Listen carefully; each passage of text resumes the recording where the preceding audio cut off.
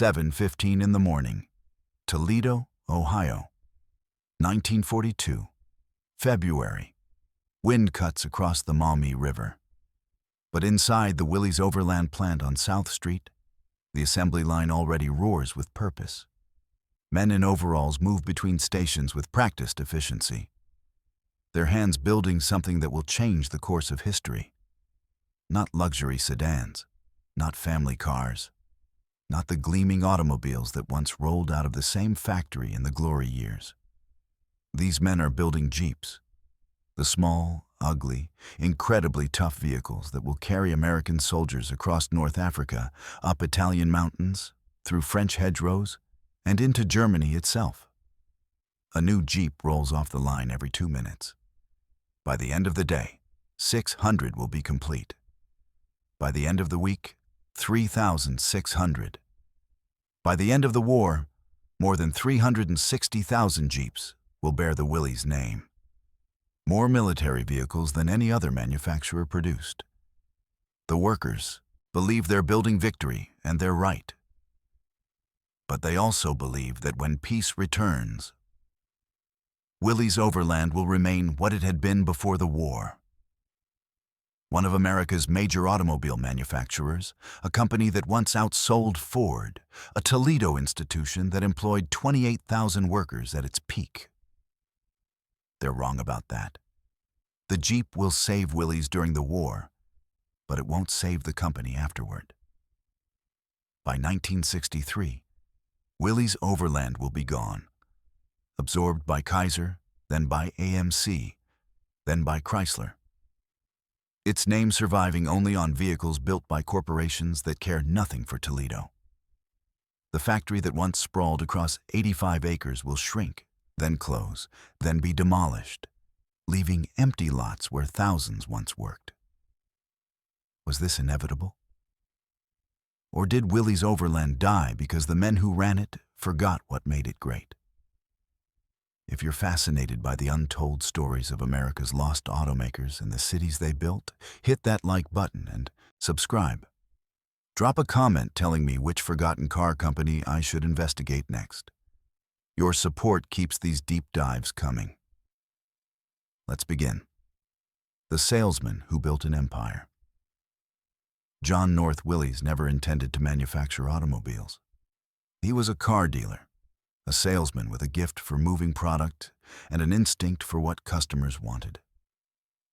Born in upstate New York in 1873, Willys started selling bicycles as a teenager, then moved into automobiles when the new industry emerged in the early 1900s. By 1906, he owned one of the most successful car dealerships in Elmira, New York. He sold Overlands, simple, affordable automobiles manufactured by the Overland Automobile Company in Indianapolis, Indiana. The company had originated in Terre Haute, but moved to Indianapolis in 1905. The cars sold well because they were reliable and cheap, priced low enough for middle-class buyers who couldn't afford a Packard or a Pierce Arrow. Then, in 1907, disaster struck, not for Willys, but for Overland. The panic of 1907 swept the nation. David Perry, the chief investor in Overland, lost everything in the stock market crash. The company had expanded too quickly, taken on too much debt, and run out of cash. Production stopped. Overland automobiles that dealers had ordered and customers had paid for would never be delivered. The company was bankrupt. John Willys saw opportunity where others saw disaster. He traveled to Indianapolis and examined the company's books. The assets were valuable. The factory was sound. The design was good. The only problem was cash flow and management. Willys could fix both. He arranged financing, purchased the company for $500,000, most of it borrowed, and in 1908 took control of the Overland Automotive Division. He reorganized the company and by January 1908 was producing cars again. In 1908, he built 465 vehicles, Then he made the decision that would define the next half-century. He would move production to Toledo, Ohio. Why Toledo? Toledo in 1909 wasn't an obvious choice for an automobile manufacturer. Detroit was the center of the industry. Cleveland had multiple automakers. Even smaller cities like Flint and Lansing had established automotive presences. But Willys understood that Detroit's dominance created its own problems. Labor was expensive because workers could move between companies easily. Real estate was costly because demand exceeded supply. Suppliers could charge premium prices because manufacturers had no alternatives. Toledo offered different advantages. The city was desperate for industry after losing population and jobs to larger cities. Local business leaders offered Willys incentives to relocate. Cheap land, tax breaks, infrastructure improvements. The labor pool was deep, fed by European immigrants and rural Americans seeking factory work. Transportation was excellent, with rail lines connecting Toledo to every major market, and the Maumee River providing water access to Lake Erie. Most importantly, Toledo had excess industrial capacity. The Pope Motor Car Company had recently closed a factory on Central Avenue, leaving a massive complex empty. Willys purchased the facility for a fraction of what building new would cost. By late 1909, production began in Toledo. The timing was perfect. The rise. America was entering an era of explosive automobile growth. In 1909, fewer than 200,000 cars were manufactured in the United States. By 1916, production would exceed 1.5 million. Willys-Overland rode that wave with a simple strategy: build basic, affordable cars that ordinary Americans could buy. In 1912, the company was officially renamed Willys-Overland Motor Company. The Overland Model 38 debuted in 1910, and nearly 16,000 were sold that year. The car used a sliding gear transmission pioneered by Packard, making it simpler to drive than the #1 selling Ford Model T with its planetary gearbox. The Overland was more expensive than the T, but it also enjoyed a better reputation for quality. By 1912, sales had doubled to 32,000, making Willys-Overland the #2 selling car in America. By 1916, Willys-Overland was producing more than 140,000 vehicles annually, trailing only Ford. The company employed more than 18,000 workers in Toledo. The South Street plant had expanded dramatically, eventually covering more than 3.5 million square feet, one of the largest automobile factories in the world. John North Willys had transformed a bankrupt Indiana company into an industrial empire in less than a decade. Walk through the Willys-Overland plant in 1917, and you'd witness American manufacturing at its most ambitious. The complex stretched along the Maumee River, a city within a city. The main assembly building was multiple stories of steel and concrete, acres of floor space where Overland models took shape. The foundry cast engine blocks and transmission cases, molten iron pouring into molds every few minutes. The machine shops transformed raw castings into precision components. Hundreds of lathes and mills operated by skilled machinists. The paint shop applied multiple coats by hand, each layer drying before the next was added.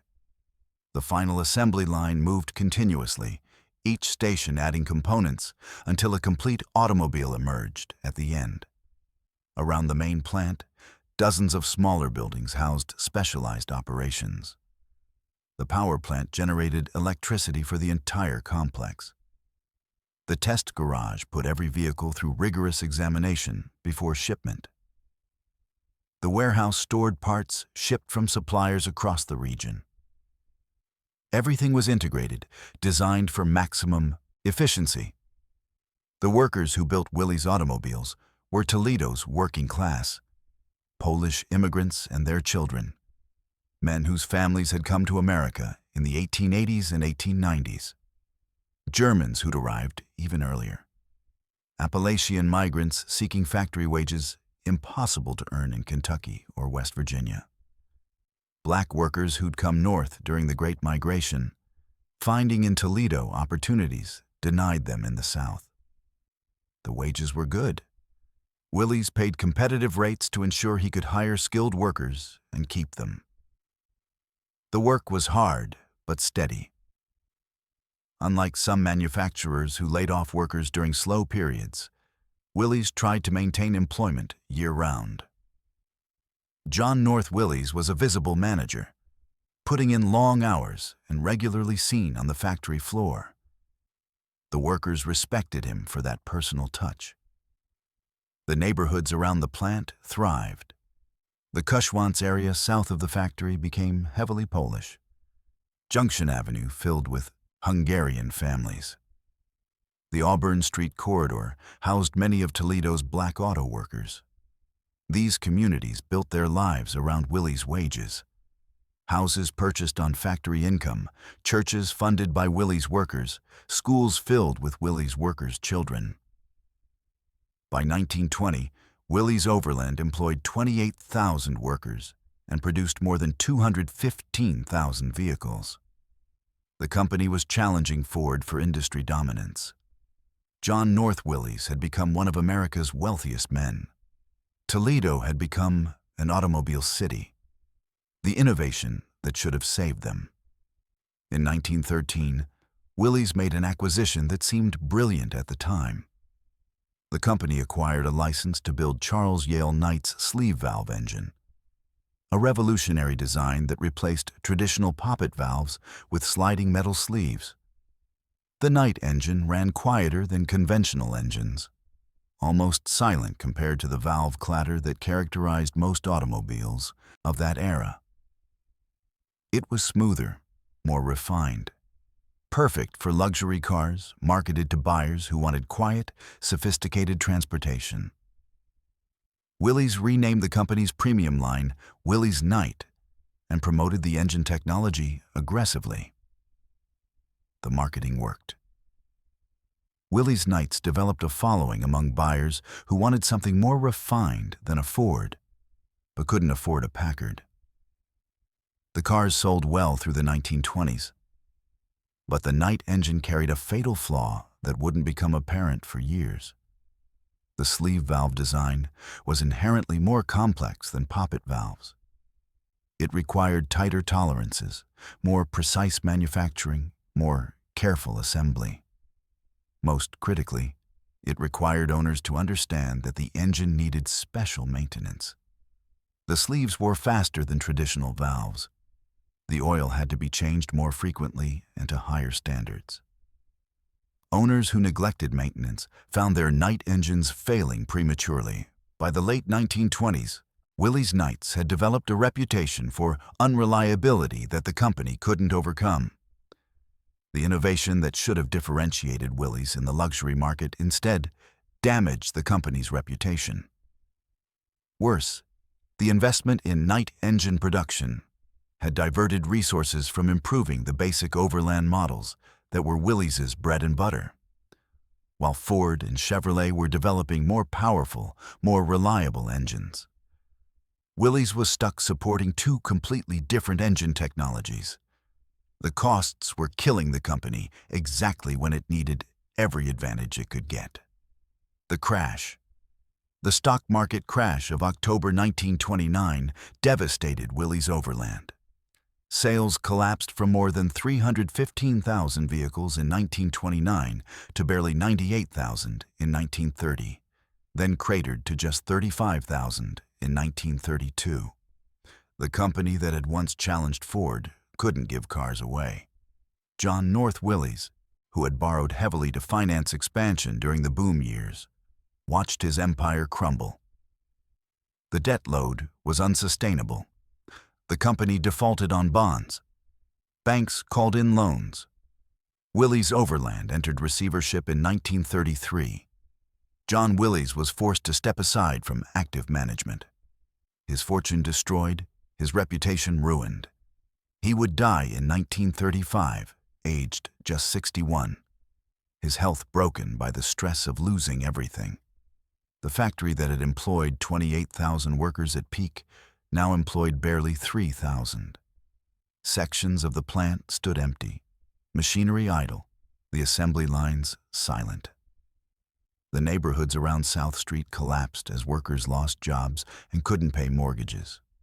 Houses were foreclosed, businesses closed. The social infrastructure that had built up around Willys' wages disintegrated. Salvation from an unexpected source. Salvation came from an unexpected quarter.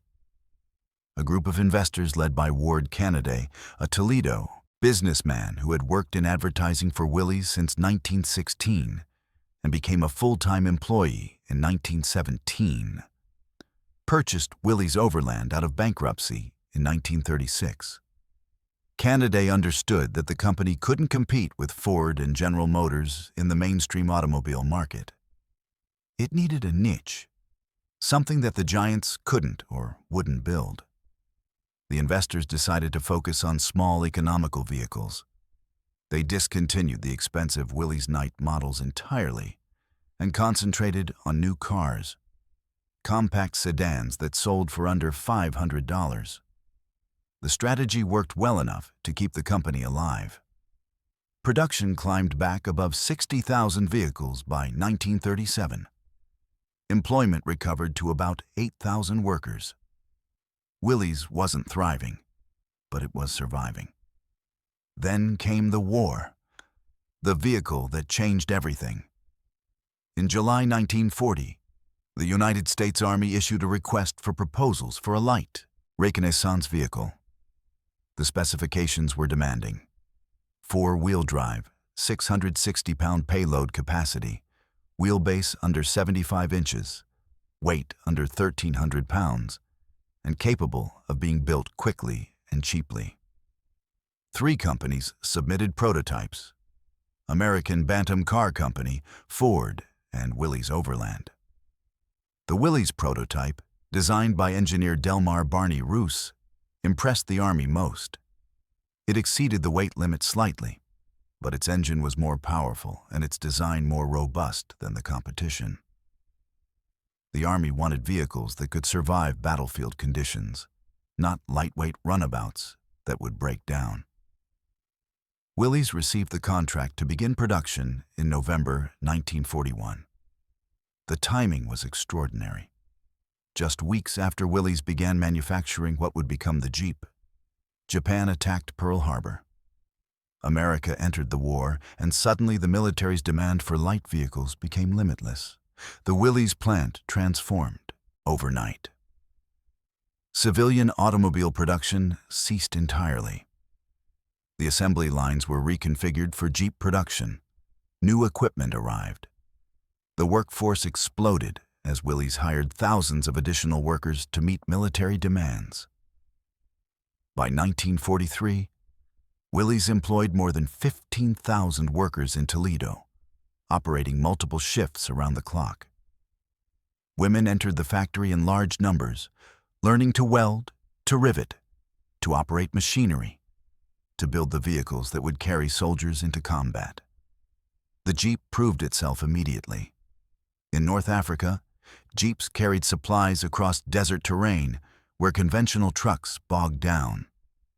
In Italy, they climbed mountain roads that seemed impassable. On Pacific islands, they pushed through jungles and forded rivers. General George Marshall called the Jeep America's greatest contribution to modern warfare. General Dwight Eisenhower said the Jeep was one of the 3 tools that won the war for the Allies. Along with the Oits, Dakota transport plane, and the landing craft. By war's end, Willys had manufactured more than 362,000 Jeeps for the military. Ford manufactured another 280,000 under license. The company had proven it could build vehicles of exceptional quality in extraordinary quantities. The question was, what would happen when peace returned? The post-war gamble. When World War II ended in August 1945, Willys faced the same question as every war contractor. What to build in peacetime? The company's answer was obvious. Keep building Jeeps. The vehicle had proven so useful, so versatile, so reliable, that Willys believed civilian buyers would want them. In 1945, Willys introduced the CJ-2A, the first civilian Jeep marketed to farmers, ranchers, and businesses that needed rugged transportation. The CJ-2A sold surprisingly well. Farmers discovered that a Jeep could plow fields, haul loads, and provide transportation. Ranchers used them to reach remote areas of their properties. Small businesses bought them as utility vehicles. The civilian Jeep created a market that hadn't existed before the war. Americans who'd never needed a vehicle like the Jeep suddenly couldn't imagine living without one. Willys sold more than 70,000 civilian Jeeps between 1946 and 1947, far exceeding expectations. But Willys' management understood that Jeeps alone couldn't sustain the company. The automobile market was exploding as Americans emerged from wartime restrictions, desperate for new cars. Willys needed a passenger car to compete for those buyers. In 1952, Willys introduced the Aero, a compact sedan designed to offer economy and efficiency in an era when other manufacturers were building ever larger vehicles. The Aero was actually ahead of its time, anticipating the compact car movement by nearly a decade, but it failed commercially. American buyers in the early 1950s didn't want small, economical cars. They wanted big, powerful vehicles with chrome and tail fins. The Aero sold poorly, losing money on every unit. By 1955, Willys discontinued passenger car production entirely and focused exclusively on Jeeps and light trucks. The decision saved the company in the short term, but doomed it in the long term. A company that made only Jeeps was a niche manufacturer, vulnerable to any competitor who decided to enter that market. The beginning of the end. In 1953, Ward Canaday sold Willys-Overland to Henry Kaiser for $60 million. Kaiser, the industrialist who had built Liberty ships during World War II and then entered the automobile business after the war, saw Willys as a way to expand his struggling automotive operations. The new company was called Willys Motors, then Kaiser Jeep after 1963. The merger made sense on paper. Kaiser had manufacturing capacity and capital. Willys had the Jeep, a proven product with strong demand. Together, they might compete more effectively. Instead, the merger accelerated both companies' decline. Kaiser's automobile division was already failing, unable to compete with the Big Three. Losses from Kaiser passenger cars drained resources that should have gone to Jeep development. New models were delayed. Quality suffered. The company lurched from one financial crisis to another. Employment at the Toledo plant began declining. The workforce that had numbered more than 15,000 during the war fell to 8,000 by 1960, then to 6,000 by 1965. Sections of the factory closed as production consolidated into fewer buildings. The neighborhoods around the plant began to hollow out as workers were laid off or retired without replacement. In 1970, American Motors Corporation purchased Kaiser Jeep for $70 million. AMC was itself struggling, the last significant independent automaker trying to survive against General Motors, Ford, and Chrysler. The company bought Jeep hoping it would provide the profits to sustain AMC's passenger car operations. For a while, the strategy seemed to work. The Jeep brand remained strong. The CJ-5 and later the CJ-7 sold steadily to recreational buyers who wanted off-road vehicles. AMC introduced the Cherokee in 1974, creating the sport utility vehicle category that would eventually dominate the American market. But AMC couldn't invest in Jeep the way the brand needed. The company was slowly dying, kept alive only by deals with Renault and then by increasing desperation. By the early 1980s, everyone knew AMC couldn't survive independently. In 1987, Chrysler Corporation purchased AMC for $1.5 billion. Lee Iacocca, Chrysler's legendary CEO, wasn't buying AMC for its passenger cars or its factories. He was buying Jeep. The brand was valuable. Everything else was disposable. Chrysler immediately began closing AMC facilities and consolidating production. The Toledo plant survived, but only because Chrysler needed capacity for Jeep production. The Willys name had already disappeared years earlier, erased during the Kaiser merger. Now, even the physical connection to Willys-Overland was severing. Chrysler invested in new facilities in Toledo, but not in the old South Street plant. The company built modern assembly operations on the city's north side, state-of-the-art factories designed for efficient production. The old Willys plant, the sprawling complex that had once covered 85 acres and employed 28,000 workers, was obsolete. The erasure. In the 1990s, Chrysler began demolishing the old Willys buildings. The main assembly plant came down. The foundry was demolished. The machine shops were torn down. The stately administration building, constructed in 1915, was imploded in 1979 in a spectacular demolition that drew crowds. One by one, the structures that had defined Toledo's industrial landscape for nearly a century disappeared. By 2000, almost nothing remained of the original Willys-Overland complex. Empty lots and light industrial buildings occupied the site where thousands had once built automobiles.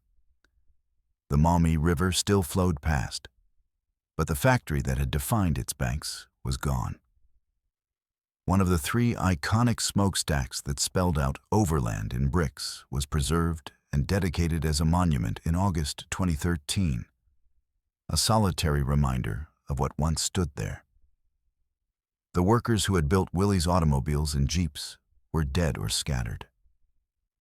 Their children had found work elsewhere in hospitals or offices, or had left Toledo entirely. The knowledge they'd possessed, the skills refined over decades, died with them.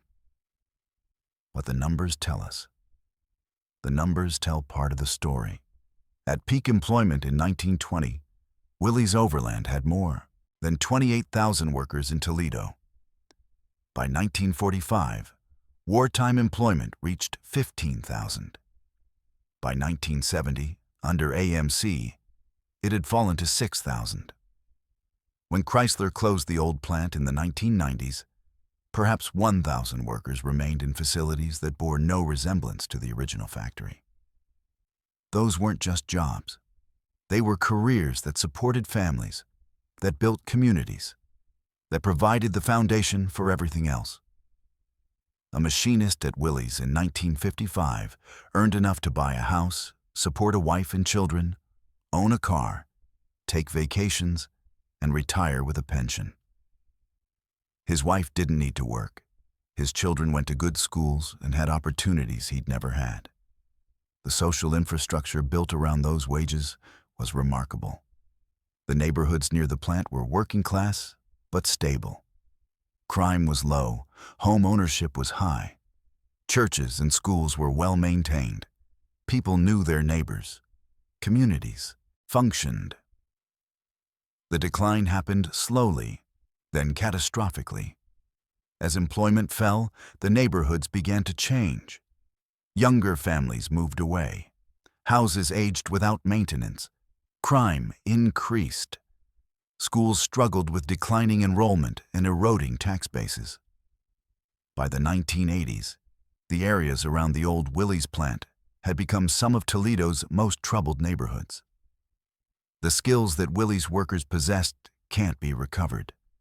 tool and die makers who could create precise fixtures for manufacturing operations, machinists who could hold tolerances measured in thousandths of an inch, assembly workers who understood the sequence of operations so thoroughly that they could spot problems before they became defects.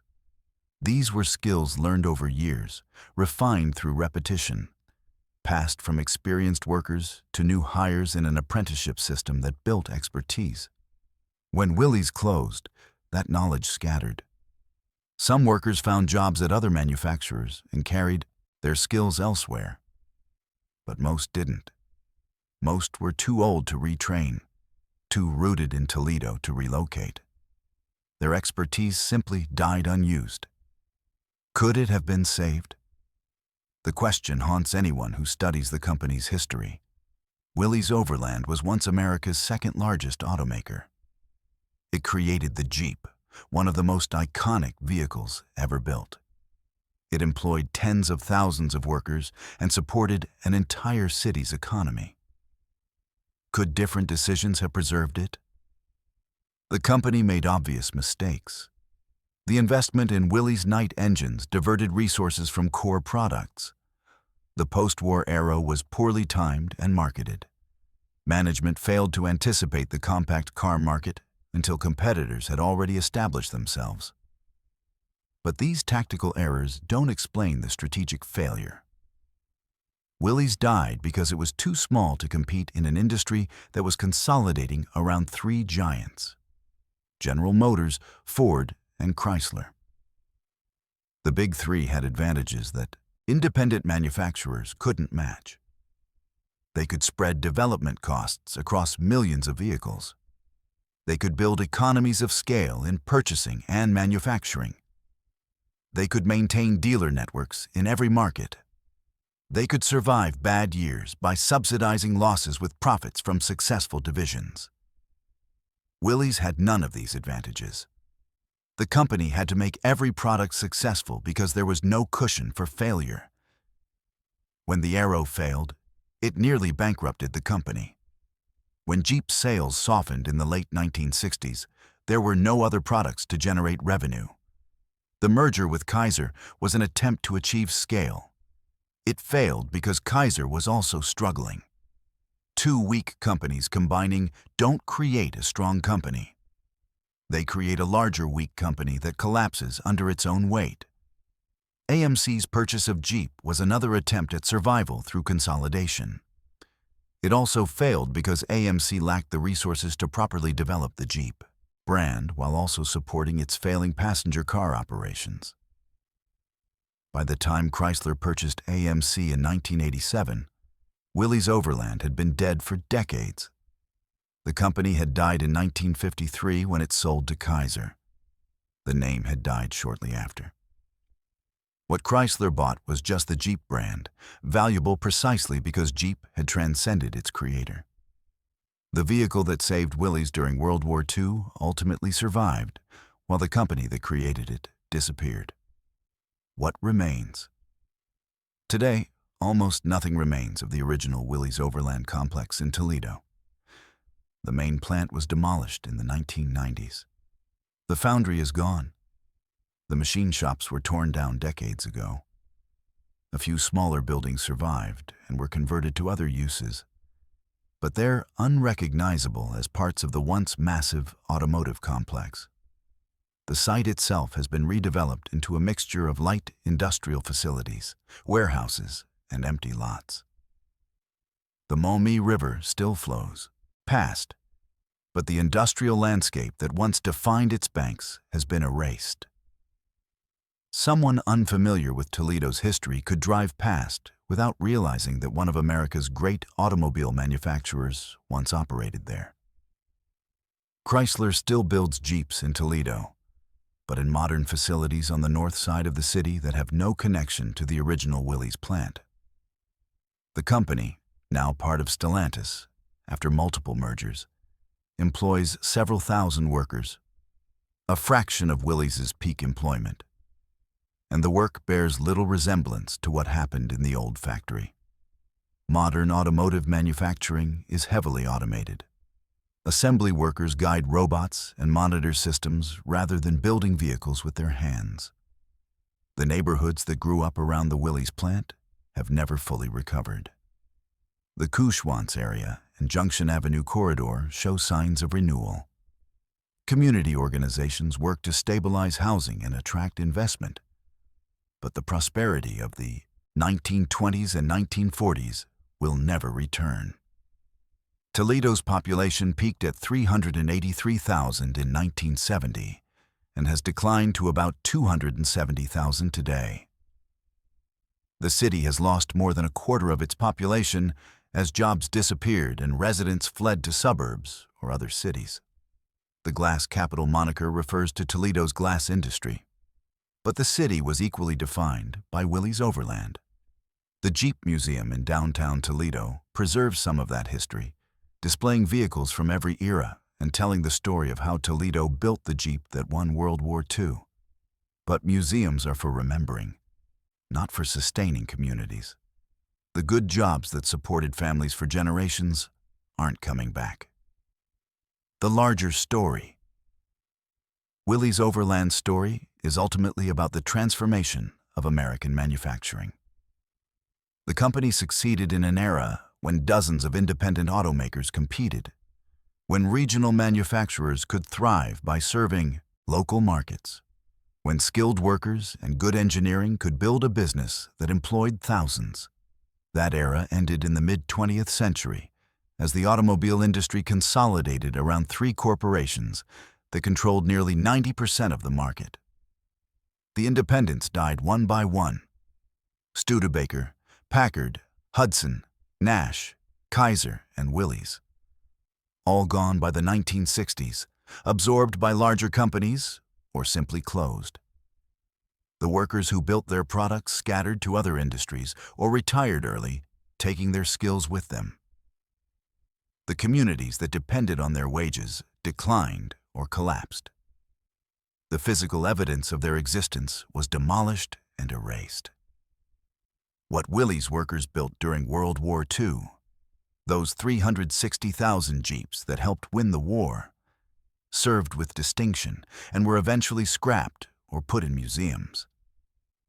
The civilian Jeeps that followed created an entirely new category of vehicle and continue to sell under Chrysler, then Fiat, Chrysler, then Stellantis ownership. The Jeep survived because it transcended its creator. The vehicle became more important than the company that built it. But the workers who built those first Jeeps, who welded the frames and installed the engines and tested every vehicle before it shipped to the military, those workers are gone. Their children are scattered. Their neighborhoods have changed beyond recognition. The factory where they worked is rubble. The unanswered question. The question that remains is the question that haunts all of America's dead automobile manufacturers. Was this inevitable? Could Willys-Overland have survived as an independent company if management had made different decisions? If workers had accepted lower wages? If the market had evolved differently? Or was the company always doomed once the big three achieved dominance? Always destined to be absorbed or destroyed by corporations with advantages that no independent could match? The ruins don't answer. They only testify to what was built and what was lost. The Willys-Overland plant isn't there to explain itself. It's gone, demolished, erased from the landscape as thoroughly as the company was erased from the industry. What remains is memory. And even that is fading as the last workers who remember pass away. Toledo still builds Jeeps. The Wrangler and Gladiator roll off modern assembly lines in quantities that would have amazed John North Willys. But they're Stellantis products now, built by a global corporation that happens to maintain operations in Toledo because of history and incentives, not because Toledo is essential to the company's identity. The connection between city and product has been severed. The Jeep belongs to the world now, not to Toledo. Willys-Overland the company that created the Jeep and employed 28,000 workers and made Toledo an automobile city. Willys-Overland is simply gone, as completely as if it never existed. Except it did exist. For more than half a century, it employed tens of thousands of workers. It built millions of vehicles. It defined a city and supported entire communities. The people who worked there, who built those cars and Jeeps with their hands, who took pride in their work and believed they were building something permanent, those people mattered. Their work mattered. Their lives mattered. The fact that we've forgotten them, that we've demolished their factories and let their communities crumble and allowed their stories to fade, doesn't erase what they built. It only reveals what we've lost. The Willys-Overland plant is gone, but it was real, and it deserves to be remembered.